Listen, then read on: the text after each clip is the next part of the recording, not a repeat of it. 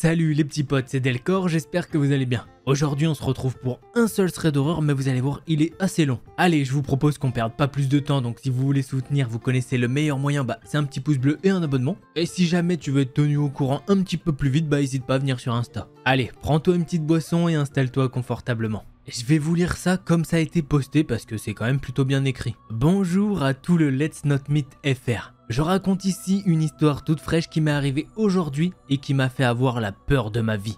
J'ai essayé de la raconter au mieux pour vous faire vivre les émotions avec moi. N'hésitez pas à me corriger si je fais des erreurs de grammaire. Tous les prénoms ont bien évidemment été modifiés. Je commence. Je suis une jeune fille de 15 ans et je me nomme Kalinka. Je suis la seule étrangère dans un petit village isolé au fin fond de la campagne normande. Et j'ai pris l'habitude, depuis que je suis dans un lycée particulièrement exigeant, de partir courir au moins une fois par semaine dans mon village. Mon trajet est assez long, 10 km, et j'emprunte des chemins très peu connus. Depuis 2 ans que je fais ce trajet, donc, je n'avais jamais croisé personne, ou bien très rarement. Et c'était toujours des personnes que je connaissais au moins de vue. Mais aujourd'hui, ça a changé.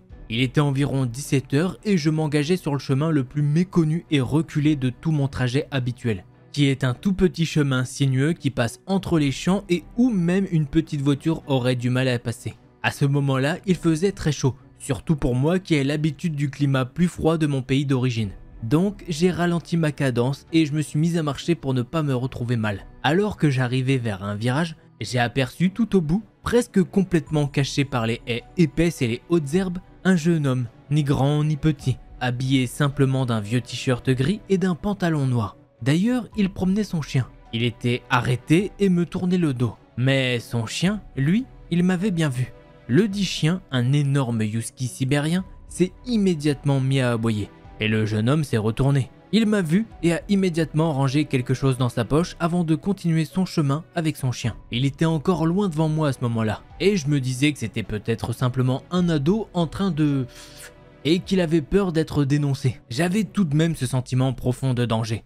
Alors j'ai éteint ma musique, mais j'ai gardé mon casque sur les oreilles, pour si jamais l'homme était mal intentionné. Au moins ça aurait pu lui donner la certitude que je n'étais pas consciente de mon environnement. J'ai continué de marcher dans la direction de l'homme, puisqu'un demi-tour maintenant aurait été plus suspect qu'autre chose. Puis je l'ai vu s'arrêter devant la séparation entre deux champs. Puis alors que j'essayais d'identifier l'objet qu'il tenait dans les mains, il m'a remarqué. Il s'est caché dans les hautes herbes qui marquaient la séparation des champs. Il a soulevé son chien pour le faire disparaître dans l'herbe avec lui.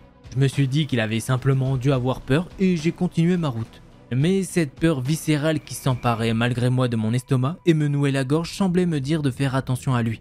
Et pour cause. En longeant le champ où il s'était caché, je l'ai aperçu très clairement à travers un trou formé par le vent dans les hautes herbes.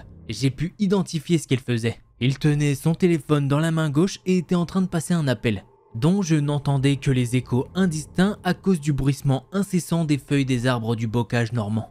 Et dans sa main droite, un autre objet, celui que je n'arrivais pas réussi à identifier tout à l'heure, un pistolet, un petit Glock noir plus précisément, exactement le même que celui de mon instructeur au club de tir. Au moment où j'ai reconnu l'objet, la peur s'est intensifiée. J'ai tenté d'en parler avec une de mes meilleures amies par message, une fille que l'on nommera Chloé pour le respect de son anonymat, qui est actuellement en études supérieures dans le sud de la France. J'essayais de me rassurer en disant que c'était sûrement un chasseur clandestin, mais elle a fait remarquer, à juste titre, que personne ne chasse au Glock. Alors la peur a continué de monter. Au même moment, j'ai cessé de percevoir les échos de l'appel que passait l'homme au chien. Il avait terminé. Alors que je réfléchissais à toute vitesse pour savoir quoi faire, une 208 blanche a surgi à toute vitesse du virage, manquant de me renverser. La voiture, malgré sa petite taille, passait à peine dans le chemin. Personne, mis à part de très rares piétons, n'emprunte ce chemin, car les véhicules passent par une autre route beaucoup plus large et beaucoup plus moderne construite en aval.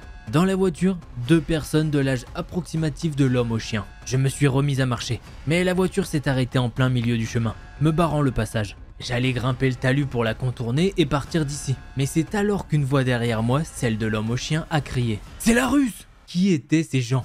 Comment me connaissaient-ils? Leur voiture était immatriculée en Auvergne, pas en Normandie. Je ne les avais jamais vus. Comment pouvaient-ils connaître mon origine?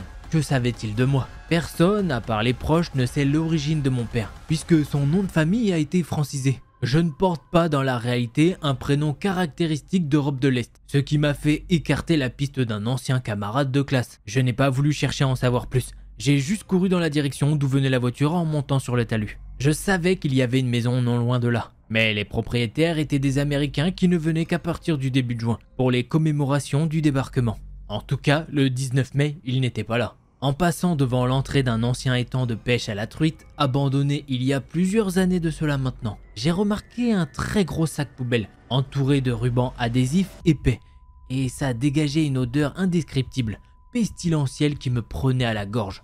Avec la chaleur, l'odeur s'en trouvait amplifiée. Ce sac n'était pas là hier, puisque j'étais déjà passé à ce même endroit pour ma course. Je voulais profiter du long week-end pour faire plus d'exercice physique que d'habitude. Et ce sac n'était pas là, je suis formel là-dessus. J'ai également remarqué, de l'autre côté de l'entrée de l'étang abandonné, un sac poubelle plus petit, mal fermé, d'où dépassait la manche d'un vieux survêtement rouge. Mais en plus du petit sac, il y avait également une camionnette blanche avec un côté enfoncé et une plaque 93, que je n'avais jamais vu garer ni ici ni dans les environs, à l'image de la Peugeot 208 du chemin. Alors que j'allais me remettre à courir, pensant laisser derrière moi je ne sais quelle affaire sombre, j'ai remarqué un autre homme qui arrivait du chemin en face. J'ai eu tellement peur que mon esprit s'est figé et mon cœur s'est mis à fonctionner tout seul. Un peu comme si la peur m'avait mise en autopilote. J'ai marché sans pouvoir réellement contrôler mes mouvements. Et j'ai vu que le nouvel homme me fixait tout en chuchotant quelque chose dans son téléphone. Après l'avoir dépassé, j'ai entendu derrière moi la porte arrière de la camionnette s'ouvrir, puis des bruits auxquels je n'ai pas fait attention. Je me suis mis à courir de toutes mes forces après avoir tourné à un autre angle et dépassé pour de bon la camionnette. Je voulais arriver à la petite gare de campagne du village voisin, qui était sur mon trajet habituel. Je savais que, malgré le faible nombre d'habitants ici, il y avait un petit bar non loin de la gare, et que j'avais une chance de tomber sur un chef de gare qui connaissait bien mon père. Malheureusement, la gare était encore à quelques 5 ou 6 km de là où je me trouvais, et il n'y aurait pas âme qui vive à au moins 4 ou peut-être 3 km. Mais en tout cas, pas moins. Je n'avais pas d'eau, plus de réseau depuis que j'avais dépassé l'étang abandonné et presque plus de batterie non plus, car je ne pensais pas utiliser mon téléphone portable pour autre chose que de la musique. J'ai couru pendant ce qui m'a semblé une éternité avant de commencer à entendre une voiture arriver à toute allure derrière moi. Je me suis mis sur le côté de la route comme j'ai pu, pour constater que la voiture qui venait de me dépasser n'était autre que la 208 blanche de tout à l'heure, avec à son bord l'homme au chien et ses 2 conducteurs originaux. Contrairement à tout à l'heure, elle s'était maintenant dotée d'une remorque ouverte, remplie par les mêmes sacs poubelles que ceux que j'avais aperçus près de l'étang. J'ai même reconnu le ruban adhésif blanc et rouge qui était sur l'énorme sac d'avant. Lorsque la voiture m'a dépassé, le terrifiant fumée de charogne qui s'échappait du sac m'est revenu dans les narines, amplifié encore par la chaleur écrasante de cet après-midi étouffante. Je n'avais jamais rien senti de pareil. Ce qui s'en rapprochait le plus était le blaireau mort que j'avais trouvé un jour en allant à la gare. Mais cette odeur était indescriptiblement nauséabonde, au point que j'ai failli en vomir, ce qui ne m'arrive pourtant jamais. J'ai commencé à penser à toute vitesse, peut-être des poissons morts sortis de l'étang. Non, l'odeur du poisson mort est bien caractéristique. Celle-là n'est pas du poisson. Et le sac de vêtements, des vêtements salis par la chasse peut-être. Je n'ai pas eu le temps de penser clairement, car la camionnette blanche a surgi à son tour du virage, toujours à toute vitesse, talonnant la Peugeot. En me rassurant sur le fait qu'il m'avait maintenant dépassé, j'ai commencé à essayer de réfléchir. Depuis maintenant 2 ans que je fais ce trajet. Il m'arrive de croiser des gens. Jamais sur cette portion de chemin, mais tout de même. Peut-être étaient-ce juste des jeunes du coin. J'ai commencé à passer en revue tous les visages que j'avais déjà croisés. Non, aucun ne collait. Et ce chien, je ne l'avais jamais vu ici non plus. Ça, plus les plaques étranges qui ne correspondent pas au département. J'ai senti une boule me remonter dans la gorge. J'ai essayé de me calmer en me disant que c'était fini et j'ai pris la direction de la gare pour finir mon tour. Sur cette route déserte, j'ai croisé un vieux monsieur qui habite là depuis plus de 6 ans. Légèrement rassuré, je lui ai dit bonjour. Puis, il m'a parlé de son jardin. Et alors que je commençais à me détendre, une voiture blanche avec une remorque qui sentait la mort et la charogne est passée à environ 70 km/h, contre les 50 autorisés. Elle était suivie de la camionnette enfoncée et d'une nouvelle camionnette verte cette fois. Ils allaient dans la direction de la gare. Le vieux monsieur est reparti avec son petit chien et moi, j'ai regardé mon téléphone. Il était presque à plat et il était hors de question de rebrousser chemin et de faire le tour dans le sens inverse. Ça m'aurait pris beaucoup trop de temps et qui savait ce qu'il y avait encore à l'étang. J'ai donc pris la décision de continuer vers la gare. Je me suis rassuré en me disant que, dans tous les cas, il y aurait des gens à la gare, comme il y en a tous les vendredis soirs comme d'habitude. En continuant vers la gare, j'étais plus sur mes gardes que jamais. J'ai regardé suffisamment de vidéos de Delcor sur YouTube. Non, je vous arrête, elle avait pas écrit Delcor, elle avait écrit Max Skies malheureusement. Mais bon, voilà, pourquoi pas, peut-être qu'elle regarde aussi mes vidéos, je sais pas. Tout ça pour dire que je sais que ce genre de choses suspectes, c'est rarement juste des petits cons qui s'amusent à déménager des poissons morts. Et j'étais resté en contact avec Chloé tout ce temps, mais mon téléphone allait me lâcher. Je lui ai alors envoyé une capture d'écran de ma localisation au cas où et je l'ai prévenu que la batterie de mon téléphone ne tiendrait pas longtemps. Là, après que mon téléphone m'ait lâché, toute seule sur la route, mes nerfs m'ont faussé compagnie. Je me suis mise à pleurer, parce qu'en parlant au vieux monsieur tout à l'heure, j'avais eu le sentiment profond et inexplicable qu'il serait la dernière personne à m'avoir parlé. Et surtout, j'ai pensé à Timéo, mon ami polonais à qui j'aurais voulu dire certaines choses, à mon chien. Je ne me suis jamais senti aussi mal de toute ma vie. Et pourtant, je ne suis pas quelqu'un de très émotionnel d'ordinaire. Sur le chemin, pour arriver à la gare, il y a un grand centre aéré abandonné, avec un parking vide. Je devais passer devant pour arriver à la gare. En passant devant, toujours désactivé par la peur, j'ai senti mes jambes devenir molles en voyant les 2 camionnettes garées sur ce parking. La 208 n'y était pas, et sa remorque non plus. Mais j'ai vu, sur le chemin menant aux anciennes cabines du centre, 2 hommes dont l'homme au téléphone que j'avais entendu ouvrir la camionnette à l'étang, s'enfoncer dans le sous-bois sauvage installé sur ce centre aéré aujourd'hui rendu à la nature depuis maintenant plus de 7 ans. Des objets plein les bras, mais qu'il m'était impossible d'identifier. J'essayais de tenir jusqu'à la gare. Je voyais ma vie défiler devant mes yeux et je me sentais désespéré. Puis après ce qui m'a semblé une éternité à courir à travers le quartier désaffecté du petit village voisin où j'étais, j'ai enfin vu la gare. Mais malgré la vue de la zone familière de la gare où j'avais passé tant et tant d'heures, où j'avais pris le train pour la grande ville un nombre incalculable de fois et que je connaissais comme ma poche, ma peur ne faisait que grandir, comme un instinct animal qui me disait de ne pas m'approcher. La gare est divisée en quelque sorte en 2 parties. Une extrémité désaffectée avec des bâtiments abandonnés, une décharge sauvage et un vieux parking. Et l'autre extrémité avec le bâtiment SNCF, l'épicerie et le fameux petit bar. Mon chemin, en l'occurrence, débouchait sur cette partie désaffectée, qui ne m'avait jamais semblé si sinistre qu'aujourd'hui. En arrivant malgré tout sur la zone,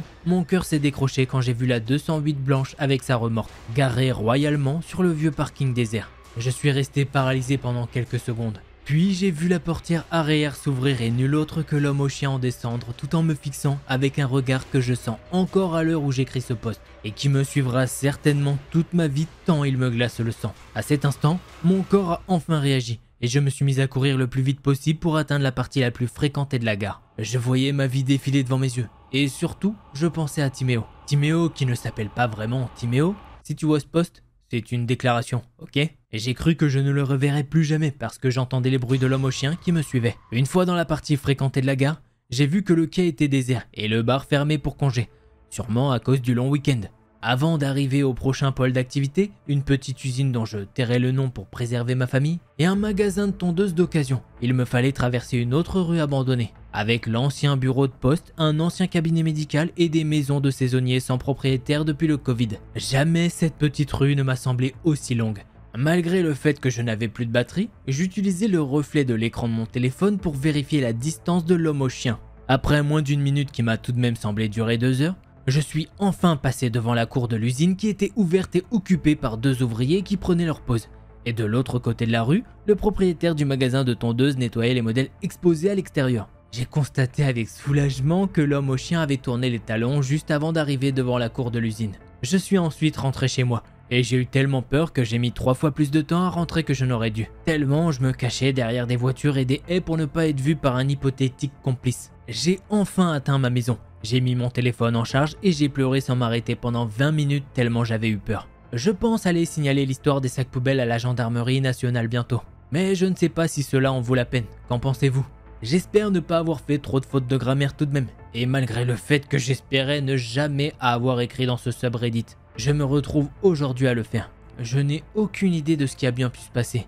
Je ne sais pas qui étaient ces gens, ni ce qu'ils faisaient, mais la poursuite avec l'homme du chien restera à jamais gravée en moi. Et je vais investir dans un abonnement à la salle, au lieu d'aller courir vers chez moi. Alors si jamais tu passes par là, déjà on t'envoie un maximum de force. Puisque franchement, elle est très bizarre comme histoire.